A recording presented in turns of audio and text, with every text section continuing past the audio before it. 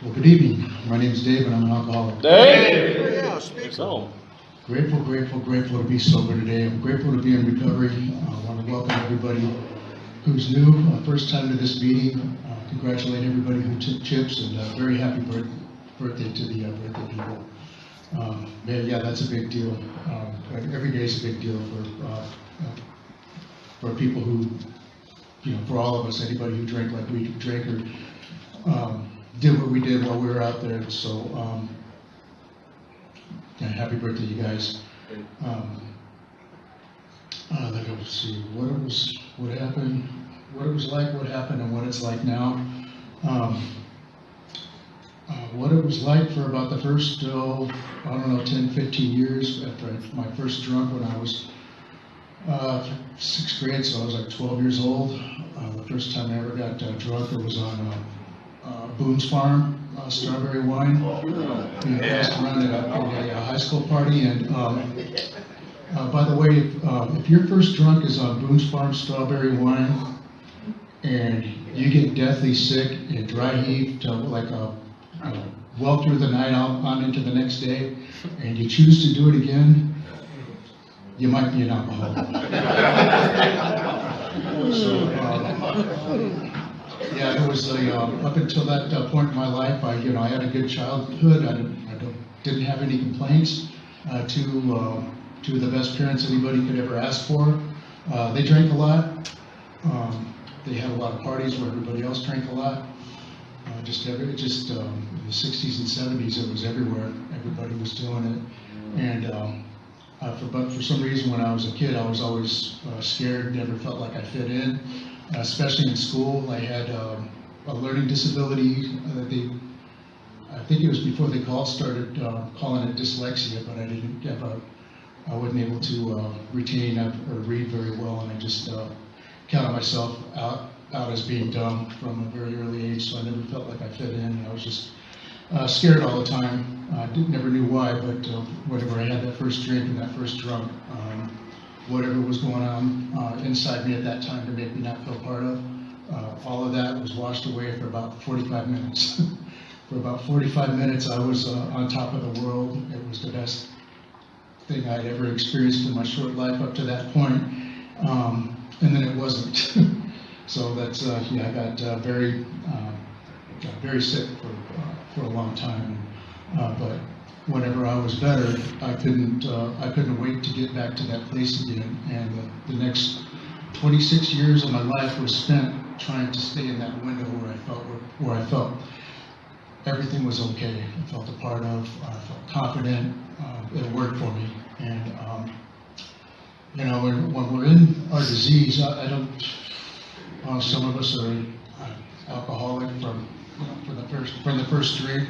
Some of us, it takes a while to drink our way into it, but for me, it didn't take long for me to where it was the sole purpose of my life was to get more, and everything in my life within a couple of years, it was centered around how much alcohol I had, or how much money my friends and I could scrounge together to get some beer and hang out in front of stores and try to get people who were old enough to buy it for us. Mm-hmm. And that was hit and miss for a while, and then we got the bright idea. We lived right around the corner from the liquor store, a couple of us, so I got a job as a box boy, and so that hanging out in front of the store wasn't a problem for a while. So I had all the alcohol I wanted. The guy who owned the store, he was a bookie, and he didn't take a lot of inventory, and I don't know how he missed it. He must not have taken a lot of inventory, because if he would have noticed that, hey, there's something seriously wrong with going on here. And so we did that, and I didn't, looking back, when I was in it, I didn't see the progression, but through my high school years, I was able to drink more and more. Everybody everywhere was doing it. I just lived in a time and place in the 70s and the 80s where it was just everywhere, and it's just what we did. Some of us did it more than others. I was one of the more than others. Did a lot of other things along the way. Discovered, I don't know if you're allowed to talk about them here, but cocaine and speed. they were able to, they just seemed to go right along with the, with the alcohol and the cigarettes and everything, and they complimented them, and, oh man, just, whenever I discovered Coke, it was just, took me up to another level where the party never seemed to end until I passed out or ran out of money, and whichever came first. And you could bet that was my sole purpose in life was to get more. In the late '80s, I discovered the perfect combination of speed and alcohol. That was my thing. Alcohol and speed. If I got too drunk, I could do a bump. Wake back up a little bit, and if I got too drunk, or if I got too high, I could drink to bring myself off of it. But as the years went by, of course, it took more. My tolerance grew. It took more and more and more and more, and I didn't know if I was a wide awake drunk or I was a drunk tweaker. Probably a little bit of both. But through the years, all the crowd and all the friends I hung around with since high school and my early 20s, the crowd got smaller and smaller, and those of us that were in this group that was getting smaller and smaller started going to jail. People died along the way from this disease, but some of us, like myself, just kept going, and then through doing all the shit that I was doing, the speed and running around and all the crazy shit that I was doing all those years, probably about a good 11 or 12 years before I got sober, I developed psychosis, and it was really bad.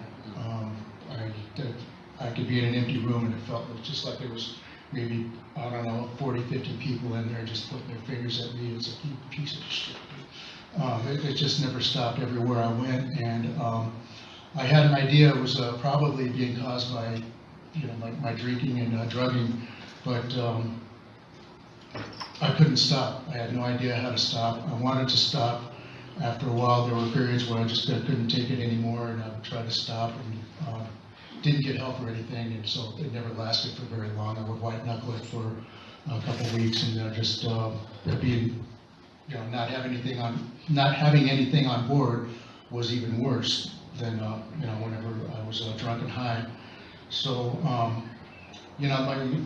my alcoholism, it just became, it was like about, about 18, 19 years in, it was just this tiny little Band-Aid that I was trying to put on this giant gaping hole, this wound, trying to cover it with, and it just, it became impossible. There just wasn't enough of anything out there to be able to fill that hole.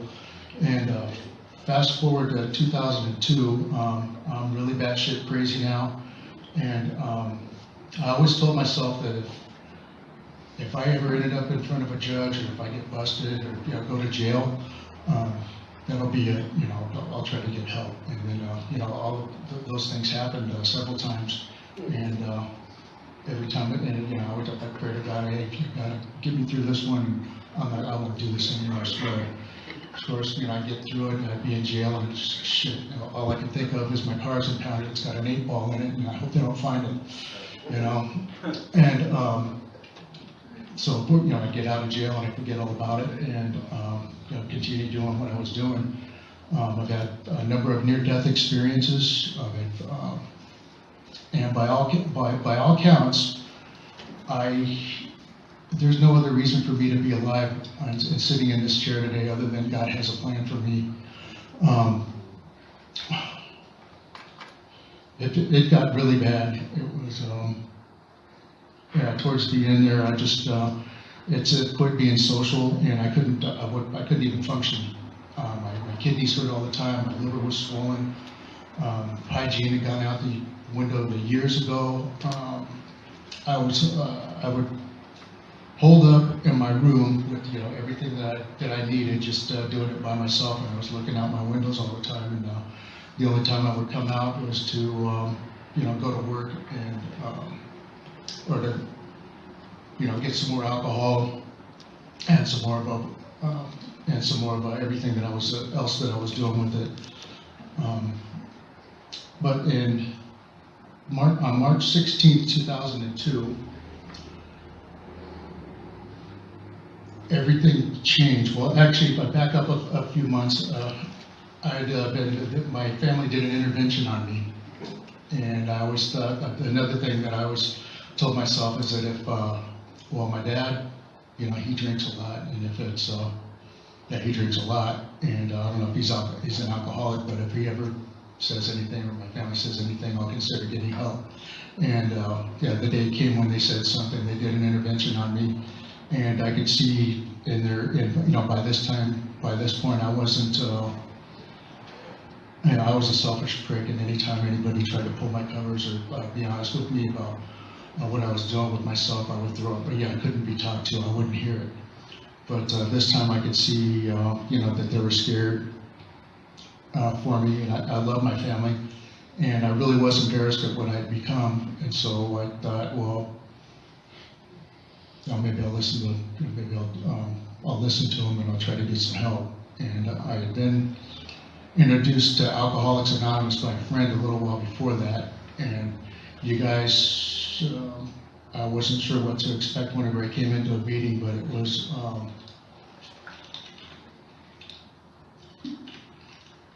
I just knew that I wasn't one of you guys yet, and I couldn't bring myself to admit that I was or at least not out loud, that I was an alcoholic and a drug addict. But whenever I came into a meeting at the San Alano Club, the first 4 or 5 people who shared, they shared, what it was like and what they went through right before they got sober, and they were telling my story, and that really impressed me. And I came back for a little while, and people talked about the steps and the traditions up on the wall. I was trying to figure out an angle. People talk about sponsorship. I didn't know what sponsorship was, and I didn't. I thought the steps were suggested, so I'll do the ones that I think will best fit me. And I didn't. Needless to say, it didn't work out very well, and I kept going. But the day came when my family did an intervention on me, and I went to an outpatient program in South Laguna called Genesis. They got me to, they put us to work and to go into meetings, and they said we had to get a sponsor and do some of the step work. That they got us going on the first 3 steps, and doing the workbook and treatment, and going to meetings and everything. And I got a sponsor. He took me through the first 3 steps, and I actually started to. I don't know if it was just physical sobriety. I didn't plan on sticking around very long. I thought if I went to treatment, if I put a little time between me and my last drink, that I would be cured. And so, sure enough, that day came whenever they, at the end of my treatment, they coin you out. They give you a little butterfly coin and everything, and your family comes. And I figured I was cured, and I went out. I celebrated by drinking, and going right back to what I was doing. And so it was a pretty rocky start, but. Fast forward a couple months and I was picked up right where I left off, of course. I mean, it was only like 90 days, but I just barely started to sleep normal hours. I was eating actual meals, taking showers on a regular basis. I brushed my teeth. I hadn't done any of that shit in like a long time. Like I said, hygiene had gone out the window years ago, and it started to kind of sort of almost feel pretty good, and to be part of something. I was just starting to get to know people at the meetings, and then I relapsed, and I went on another run until I think that was in September, the end of September 2001. So I went on another run until March 16th, 2002, and my bottom. Like I said, I thought it was going to be in front of a judge or in a jail cell or some near-death experience. I knew it was going to take something really drastic to separate me from my alcohol and my pipe, and but none of those things happened, or none of them happened and were heavy enough to impress me whenever they did happen. But my bottom was, and I never want to forget this, was I was working with my dad at the time, and we had a nasty, ugly physical fight where we put our hands on each other, and it was he's a lot bigger than me, and he's a ex-Marine. He could handle himself, and so I'm lucky he could have broke me in half anytime he wanted.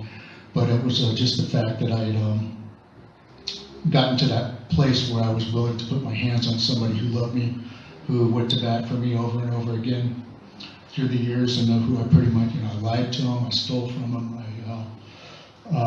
I just wasn't a good person, I wasn't a good son, I wasn't a good anything up until that point. And, we're in this nasty, ugly fight, and through like right in the middle of it, he goes, "Hey, get in the goddamn truck, let's take a drive." So we get in this truck, and we just started driving, and I thought we were going to get somewhere and do it away from, like, carry on, what we were doing away from work, because like people were coming out of their other units, like, watching them, they're on their phones and stuff. I don't know if they were calling the cops or what, but we got in the truck and we drove. We ended up at a little place called Rock Piles down on Laguna Beach.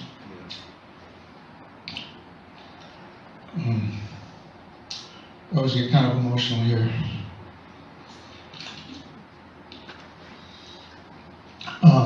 We got out of the truck, we walked down on the beach. It was about 9:30 in the morning. Beautiful, beautiful day. Sun was out right next to the ocean and everything. And I was always thinking a clever shit to say to him when he was gonna, when he'd come at me and, ways to shoot him down. But that didn't happen at all when we got down to the beach. When we got down there, he took a seat on the boulder, he just sat there and stared out at the ocean. So I had my chest out, and I was ready to do battle and everything, and he wasn't saying anything. I was off to the side of him, and as I was looking at him, he had this bewildered,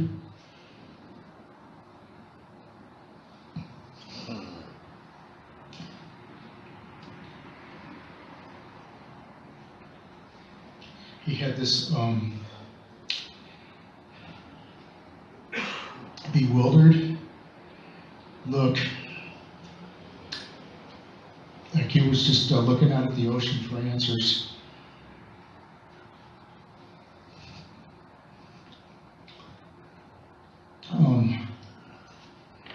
Wondering what had happened to his son.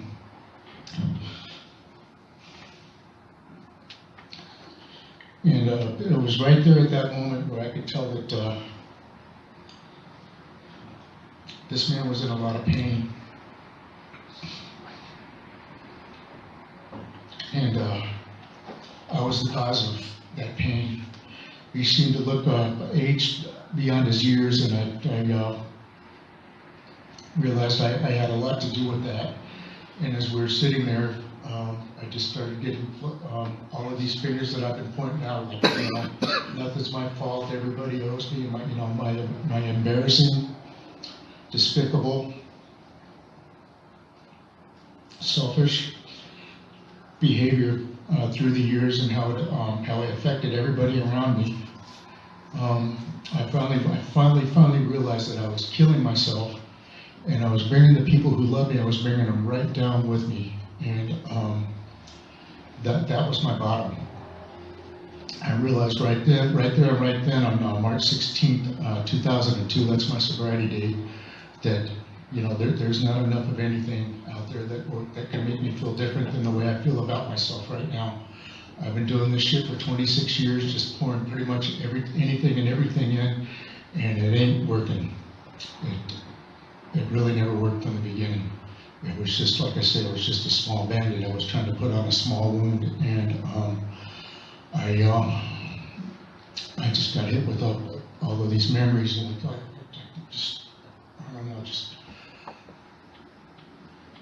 I just felt like there was it's weird, it's hard to explain, but I just felt like there was this weird light on me, and I just remember looking up in the direction of the heavens towards God, and I just said to myself, I know this isn't what you meant for me.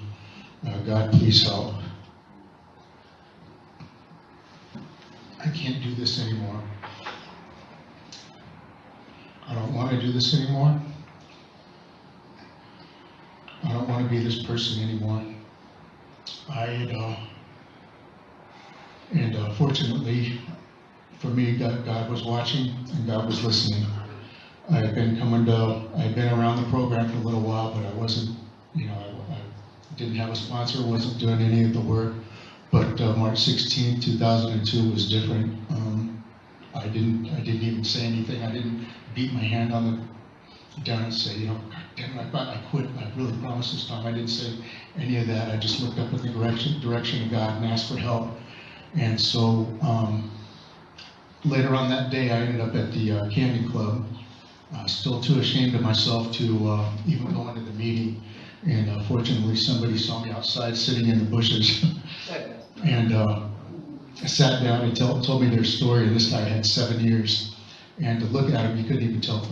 He didn't look like he had ever had a drink in his life. And so he brought me into the meeting. And I remember there was a guy that I saw there who had this dignity and this passion for the program. His life seemed to be going really good. And he always talked about doing the work and rowing the boat and working these steps.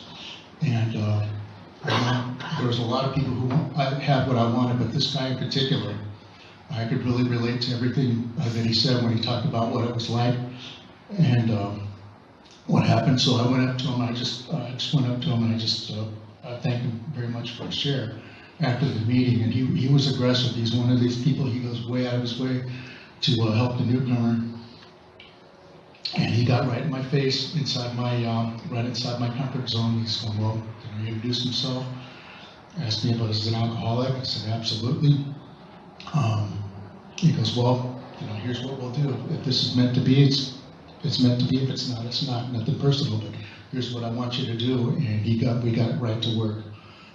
At that time, I didn't trust myself because wherever I lived out in the canyon, it was the alcohol and drugs were everywhere. So I got myself into a sober living house.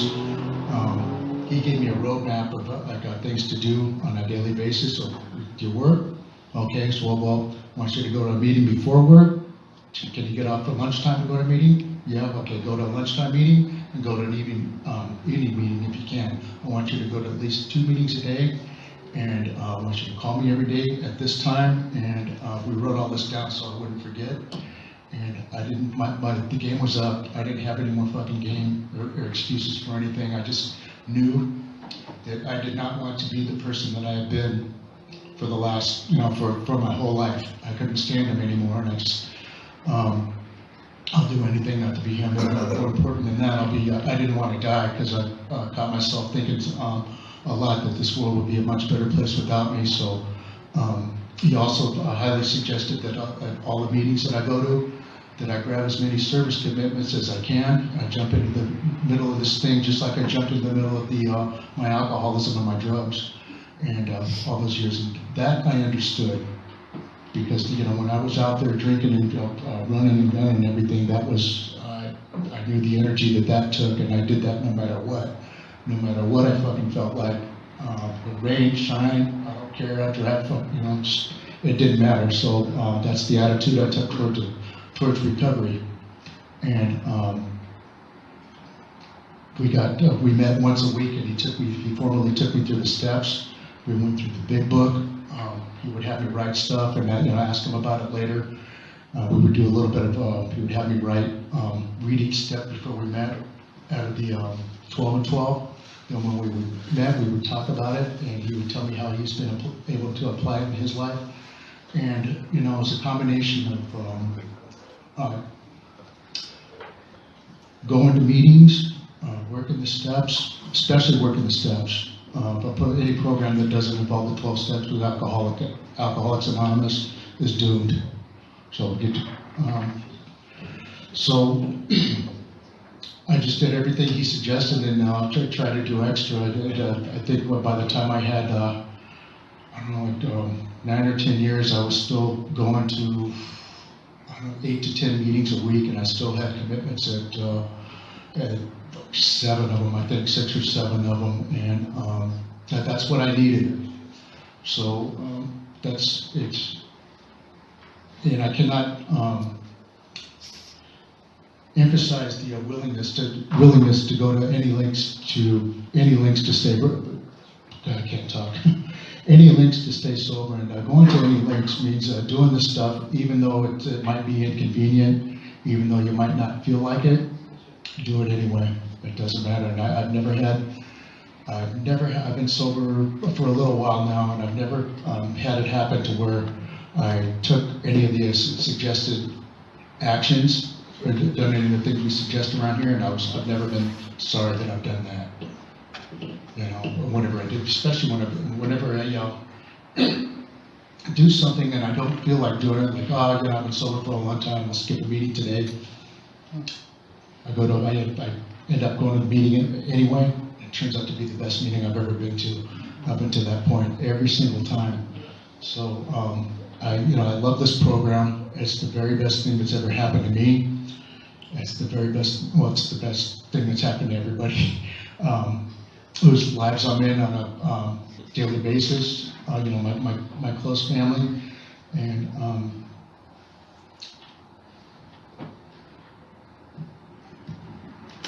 yeah, I just if you're new, you know what I would suggest about the way it was presented to me is just dive in with both feet. Don't figure there's no angles. Nobody wants anything from you. We don't care what you've done, who you've hurt, or how long you were out there, or how much you did.